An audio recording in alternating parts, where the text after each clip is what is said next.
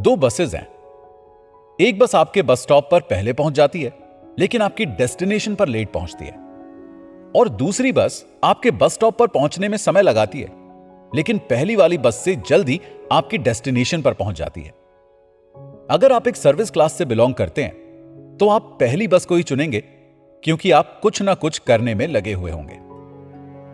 मैंने अपने एक एक्स बॉस से यह कहानी सुनी थी, जो ये एग्जाम्पल दे रहे थे कि कैसे लोग किसी एक्टिविटी के मीनिंगफुलनेस के बारे में सोचे बिना ही एक्टिविटी ओरिएंटेड होते हैं। मुझे कहां पता था कि एक दिन मैं भी इस डिलेमा से स्ट्रगल करूंगा। मेरे करियर में पहली बार मैं एक जगह छोड़कर जा रहा था, या यूं कहिए कि मुझे जाने के लिए कहा गया था। यह एक ऐसी चीज थी जिसने मेरी सेल्फ वर्थ पर एक बहुत बड़ा डेंट लगाया था। मुझे सबसे ज्यादा स्ट्रेस इस बात का हो रहा था कि मेरे पिता बहुत ज्यादा चिंता में थे और मेरे पास कोई जॉब नहीं थी। क्या तुमने कुछ गलत किया जो अलबिंदर को तुम्हें कंपनी छोड़ने के लिए कहना पड़ा? मेरे पिताजी द्वारा पूछे गए इस सवाल ने मुझे बहुत दर्द दिया था। मुझे मेरे दिल से पता था कि मुझे एंटरप्रेन्योरियल रूट लेना है, लेकिन इस स्टेज पर मैं थक चुका था। पिछले 2.5 साल में मैंने बहुत सारी प्रॉब्लम्स को सॉल्व किया था। मैंने फाइनली डिसाइड किया कि मैं दूसरी बस लूंगा और इस समय को लोगों से मिलने में और मेरे आगे के रास्ते को फिगर आउट करने में लगाऊंगा। यह दिखती बात थी कि मैं सबसे पहले मदद के लिए अपने बैचमेट्स के पास गया, जो कि अब एंटरप्रेन्योर्स बन चुके थे। और तब मुझे रियलाइज हुआ कि कोई भी सपोर्ट करने को तैयार नहीं था। मेरी सबसे पहली मीटिंग में से एक थी अंशु शर्मा के साथ, जिसने मैजिक पिन को सेटअप किया था, एक ऐसा ऐप जो लोकल बिजनेस को ढूंढने में मदद करता है। मैंने जब उसके ऑफिस में बैठकर उसके बिजनेस को समझने में वक्त बिताया, तब हमारी बात बहुत कम समय के लिए हुई और मुझे समझ आ गया कि वो मेरे साथ पार्टनरशिप करने में बिल्कुल भी इंटरेस्टेड नहीं है। फिर मेरी बात मेरे आईआईटी और आईआईएम के बैचमेट नितिन गुप्ता से हुई, जो एक payment service provider PayU India का फाउंडर था। नितिन की खुद की एक शानदार कहानी है। आईआईटी में प्लेसमेंट के डे 0 पर 1 करोड़ की जॉब क्रैक करने वाले उन स्मार्ट लोगों में से नितिन भी एक था, जिसने लीमन ब्रदर्स ज्वाइन किया था। अपने सफर में उसने खोज गुरु को को फाउंड किया, जो लोकल सर्च के लिए एक बहुत अच्छा प्रोडक्ट था। जब वो लीमन ब्रदर्स में काम कर रहा था, तब वो अपने 2 स्कूलमेट्स को पैसा भेजता था, जो उस एंटरप्रेन्योरियल वेंचर को चला रहे थे। वो टू बिग टू फेल में विश्वास रखने वाला इंसान था। उसने लीमन ब्रदर्स के ब्रिंक पर अपनी सारी सेविंग्स लीमन के स्टॉक्स खरीदने में लगा दी, और जब लीमन क्रैश हुआ तो वो भी उसके साथ बर्बाद हो गया। इस फेलियर के बाद जब उसने अपना ध्यान खोज गुरु की तरफ लगाया, तब ऐसा हुआ कि खोज गुरु के को फाउंडर्स उसे ऑनबोर्ड करने के लिए राजी नहीं थे। अपना सारा पैसा खोने के बाद अब वो रिस्क नहीं लेना चाहता था, इसलिए उसने एंटरप्रेन्योरशिप का नास्पर्स मॉडल चुना, जहां उसे फाउंडर की डेजिग्नेशन ऑफर की गई, लेकिन फैंटम इक्विटी के साथ। एक एंटरप्रेन्योर के लिए नास्पर्स मॉडल का मतलब होता है कि वो बिना किसी फंड रेजिंग रिस्पॉन्सिबिलिटीज के और 5% अपटेक के साथ एक हायर्ड फाउंडर की तरह काम करता है। इस मॉडल पर उसने और शैलाज नाग ने पेयू इंडिया को बनाया, जो आगे चलकर लीडिंग ऑनलाइन पेमेंट प्रोवाइडर बना। मैं जब ग्रोफर्स पर था, तब मेरी कई बार नितिन से बात भी हुई। हालांकि हमने एंटरप्रेन्योरियल मुद्दों पर ज्यादा बात नहीं की थी। बाद में जब पेयू ने सिट्रस को खरीदा और जितेंद्र गुप्ता और अमरीश राव को मैनेजमेंट टीम में लाया गया, तब नितिन ने पेयू को छोड़ दिया। एंटरप्रेन्योरल स्पेस में कोई प्रोग्रेस ना होने के बाद मैंने फिर से अपना ध्यान जॉब मार्केट में लगाया, और वहां पर भी मुझे डिसअपॉइंटमेंट ही मिली। मुझे याद आया कि एएमएक्स में मेरे बॉस संजय ऋषि ने मुझे एग्जिट करते टाइम एक ओपन ऑफर दिया था। हालांकि उस समय तक संजय एएमएक्स के एमएनए टीम का हिस्सा बनकर यूएस चले गए थे और अब यहां के सिस्टम में इतने पावरफुल नहीं थे। हालांकि उन्होंने मुझे एएमएक्स की टीम से कनेक्ट करवाया, लेकिन वहां पर भी बात नहीं बनी। उस समय तक टाइगर ग्लोबल के कल्याण कृष्णमूर्ति ने फ्लिपकार्ट ज्वाइन कर लिया था। फ्लिपकार्ट में डेप्यूटी सीएफओ रोल के लिए मैंने उनके राइट हैंड आदमी से मीटिंग की, लेकिन वहां भी कोई बात नहीं बनी। अगर मैं कहूं कि मैं टूट चुका था, तो यह एक अंडरस्टेटमेंट होगी। एक स्टार्टअप में यंगेस्ट सीएफओ के रूप में काम करके मैंने एक कंपनी की वैल्यू 10 गुना बढ़ा दी। फिर भी अब मुझे कोई मौका नहीं मिल रहा था। कोई ऑप्शंस ना मिलने के बाद मैंने डिसाइड किया कि मैं फिर से इन्वेस्टमेंट बैंकिंग की तरफ जाऊंगा, जहां मेरे करियर की शुरुआत हुई थी। एक 15 मिनट का कार्यकाल। उस समय फिर मैंने प्रशांत सिंघल से बात की। वो एक कॉर्पोरेट प्रोफेशनल थे और अर्नस्ट एंड यंग में पार्टनर भी, जिन्होंने मुझे उनकी M&A टीम से कनेक्ट करवाया। स्टार्टअप कल्चर के चलते हुए E&Y भी अपने स्टार्टअप प्रैक्टिस को स्केल करना चाहता था और इसलिए उन्हें मेरे एक्सपीरियंस में बहुत फायदा नजर आया। मुझे स्टार्टअप स्पेस का अच्छा नॉलेज है और मैं स्टार्टअप्स की लैंग्वेज को भी समझ लेता हूं। इससे कन्विंस होने के बाद E&Y ने मुझे एक ऑफर किया। हालांकि उन्होंने मुझे 1 करोड़ की सैलरी ऑफर की, लेकिन पेन पॉइंट यह था कि वो मुझे पार्टनर की पोजीशन ऑफर नहीं कर रहे थे। हालांकि जब उन्होंने मुझे विश्वास दिलाया कि 6 महीने के अंदर वो मुझे पार्टनर पोजीशन भी ऑफर कर देंगे, तो मैंने उनका ऑफर एक्सेप्ट करने का डिसाइड कर लिया। फिर मैं E&Y के एरो सिटी ऑफिस में गया। उस वक्त मुझे अंदर ही अंदर बहुत अजीब सा फील हो रहा था। मैं डार्क सूट पहने उन लोगों को घूर रहा था। कुछ लोग ग्लास वॉल्स के पीछे बैठे हुए थे, तो उनसे जूनियर लोग बाहर बनाए हुए वर्क स्टेशंस में बैठे थे। पूरे ऑफिस में बिल्कुल सन्नाटा छाया हुआ था। मुझे अपने सीने में चोक होने जैसा महसूस हो रहा था, और वो भी इतना ज्यादा कि मुझे बस हार्ट अटैक आ जाएगा। अगले ही पल मुझे मेरे रिपोर्टिंग मैनेजर के कैबिन में बुलाया गया और वहां पहुंचते ही मैंने बोला, सर गलती हो गई। मैंने उनसे कन्फेस किया कि ये एनवायरनमेंट मुझे चोक कर रहा है। उन्हें पता था कि मैं एक स्टार्टअप स्पेस से आया हूं और वो मुझे समझ रहे थे, इसलिए उन्होंने मुझसे कहा कि मुझे कोई इंपल्सिव डिसीजन नहीं लेना चाहिए। हालांकि मैंने उसी वक्त प्रशांत सिंघल को कॉल लगाया और उनसे दिल से माफी मांगी, क्योंकि मैं बहुत ग्रेटफुल भी था कि उन्होंने मुझे यहां आने का मौका दिया।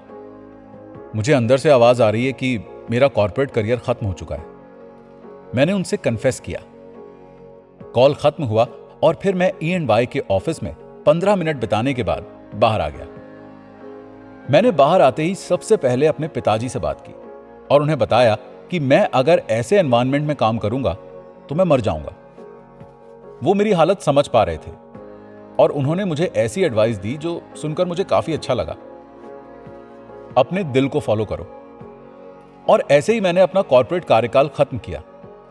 इसने शायद कॉर्पोरेट की हिस्ट्री में सबसे शॉर्टेस्ट कार्यकाल का रिकॉर्ड बना दिया होगा।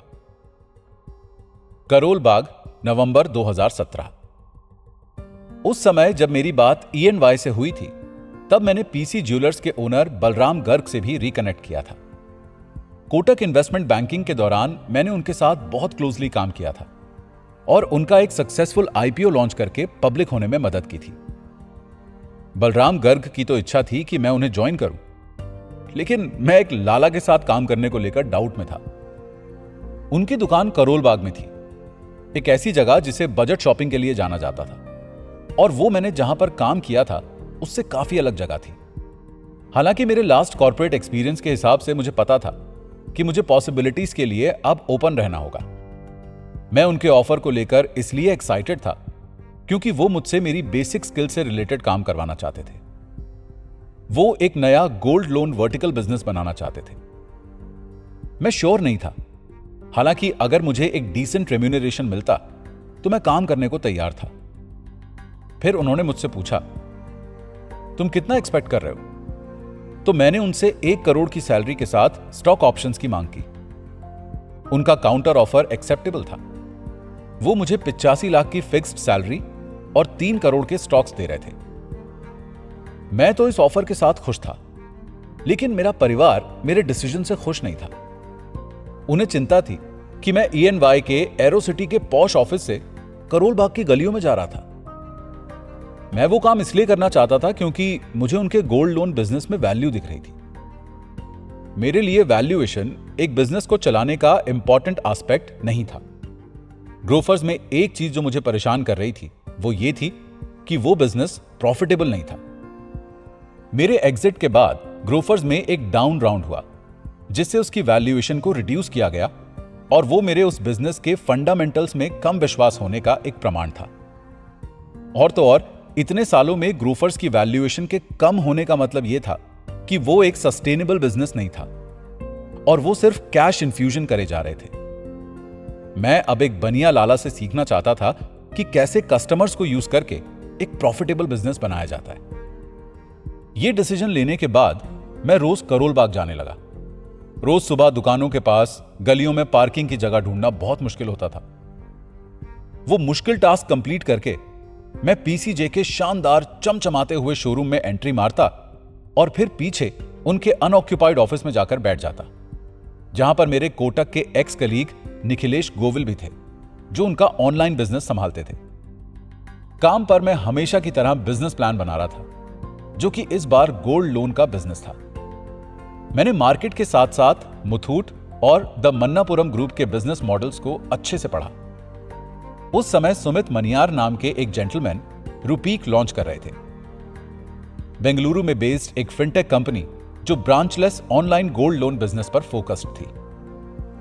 तुम वो इंसान हो जिसे वो समझ आता है जो मैं बिल्ड करने की कोशिश कर रहा हूं। हमारी मीटिंग के एंड में उन्होंने मुझसे कहा, पीसीजे के गोल्ड लोन बिजनेस को सेटअप करने के साथ ही मैं उनके रिटेल बिजनेस को डिजिटाइज्ड करने का भी ध्यान रख रहा था, जो कि मेरे मैंडेट का हिस्सा नहीं था। इसका मतलब था पेटीएम और फोनपे के क्यूआर उनकी दुकान पर लगाना। इसके साथ मैंने देखा कि उनके शॉप सेल्स और सेंट्रल अकाउंट्स टीम के बीच वो रिकंसिलिएशन के इश्यूज फेस कर रहे थे। इसलिए मैंने उनके अलग अलग बैंक्स की कार्ड एक्सेप्टेड मशीन्स को पाइन लैब के पॉस से रिप्लेस किया, जिससे वो एक्वायरिंग बैंक्स के ट्रांजैक्शन कलेक्ट कर सके। मैंने उनके गिफ्ट कार्ड और डिपॉजिट स्कीम बिजनेस को भी क्विक सिल्वर सॉल्यूशन से डिजिटाइज किया, जिसे बाद में पाइन लैब्स ने एक्वायर कर लिया था। बलराम गर्ग को मेरा इनिशिएटिव और मेरे जॉब डिस्क्रिप्शन से ज्यादा काम करना पसंद आया। इस समय पीसीजे का स्टॉक 400 रुपए पर ऑल टाइम हाई ट्रेड कर रहा था। बलराम गर्ग उनका गेम अप करना चाहते थे और फिर उन्होंने गोल्ड लोन बिजनेस के एनबीएफसी लाइसेंस के लिए अप्लाई किया।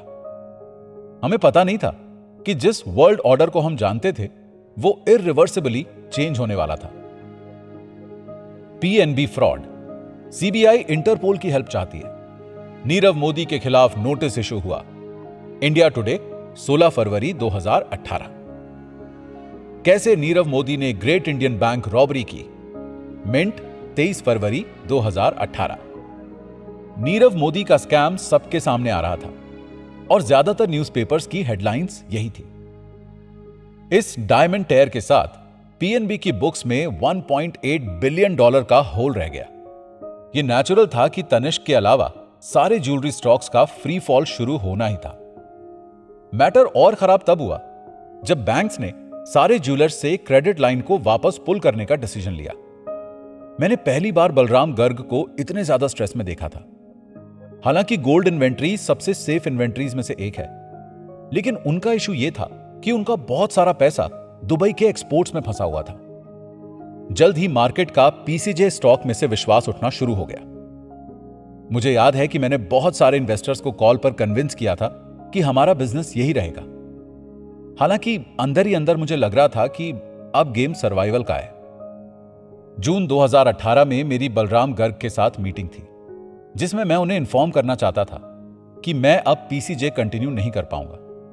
हालांकि उन्होंने मुझसे थोड़ा समय मांगा, क्योंकि वो नहीं चाहते थे कि मार्केट को यह लगे कि उनकी कोर टीम भी अब एग्जिट कर रही है। मैंने उनकी रिक्वेस्ट को समझा और एक्सेप्ट किया। मैं ये भूल नहीं सकता था कि ग्रोफर्स से एग्जिट करने के बाद मेरे किसी बैचमेट या एक्स बॉस ने मेरी कोई मदद नहीं की थी। दो लोग जो मेरे लिए खड़े थे वो थे ईएनवाई के प्रशांत सिंघल और पीसीजे के बलराम गर्ग, और इन दोनों के लिए मेरे दिल में बहुत इज्जत थी। ज्यादातर लोगों को लगता है कि मेरा पीसीजे का कार्यकाल मेरे करियर का एक स्टेप बैक था, लेकिन मुझे विश्वास है कि अगर मैं वो कदम नहीं लेता तो शायद मैं कभी भारत पे को इतना बड़ा नहीं बना पाता। मैं ये चीज कुछ रीजंस की वजह से कहता हूं। पहला यह है कि दुकानदार वाली कहानी और एक बनिया बिजनेसमैन की मेंटालिटी पीसीजे से ही शुरू हुई थी, जिसकी मदद से मैं भारत पे के पजल को सॉल्व कर पाया और उसे इतना बड़ा बना पाया। इसके साथ ही अगर मैं कोई दूसरी जगह ज्वाइन करता तो वहां से निकलने की मेरी अपॉर्चुनिटी कॉस्ट बहुत ज्यादा हाई होती, और पीसीजे कार्यकाल के एंड में मेरी अपॉर्चुनिटी कॉस्ट 0 थी, क्योंकि मेरे स्टॉक्स की भी अब कोई वैल्यू नहीं बची थी। इसलिए मैं आसानी से दूसरे एवेन्यूज को एक्सप्लोर करने के लिए जा सकता था।